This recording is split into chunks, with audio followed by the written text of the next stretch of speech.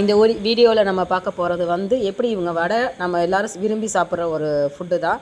அந்த வடையே இவங்க ரெசிபி எப்படி ரெடி பண்ணுறாங்க அப்படின்னு பார்த்தீங்கன்னா, முதல்ல பட்டரை போட்டு நல்லா அந்த வடையை கொஞ்சம் மைல்டாக நினச்சிக்கிறாங்க. அதுக்கப்புறம் அதில் கொஞ்சோண்டு மிளகாத்தூள் போட்டு அதை நல்லா கொஞ்சம் ஒரு தடவை ஸ்கிரிப்பியாக அதனால் வர மாதிரி அப்படிங்கிற மாதிரி பஞ்சிக்கிறாங்க. அதுக்கூட வெங்காயம், அதுக்கப்புறம் தக்காளி, அதுக்கப்புறம் கொஞ்சோண்டு மிளகா, அதுக்கப்புறம் கொஞ்சோண்டு மறுபடியும் சாட் மசாலான்னு அவங்க ஒரு மசாலா வச்சுருக்குறாங்க. ஸோ அந்த மசாலா, அதுக்கப்புறம் உப்பு, திரும்ப அது எல்லாத்தையும் என்ன பண்ணுறாங்க, கொஞ்சம் பட்டரை போட்டு அது எல்லாத்தையும் நல்லா என்ன பண்ணிக்கிறாங்க, மைய வதக்கிக்கிறாங்க.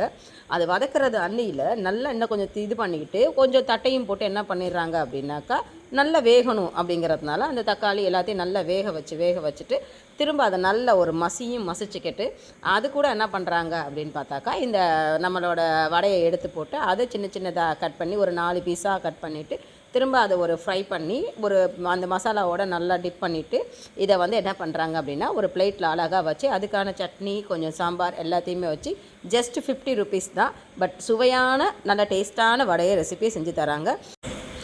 உளுந்து நம்ம உடம்புக்கு தேவையான ஒரு சத்து. அதை நம்ம வந்து டெய்லி சேர்த்துக்கணும். அப்படின்னா நம்மளோட கை, கால், இடுப்பு இந்த வலிகள் வராது. ஸோ உளுந்த வடை நம்ம டெய்லி சாப்பிட்றது உடம்புக்கு ரொம்ப ரொம்ப நல்லது. ஸோ இந்த நம்மளோட பாரம்பரிய உணவை எப்போவுமே சேர்த்துக்கங்க.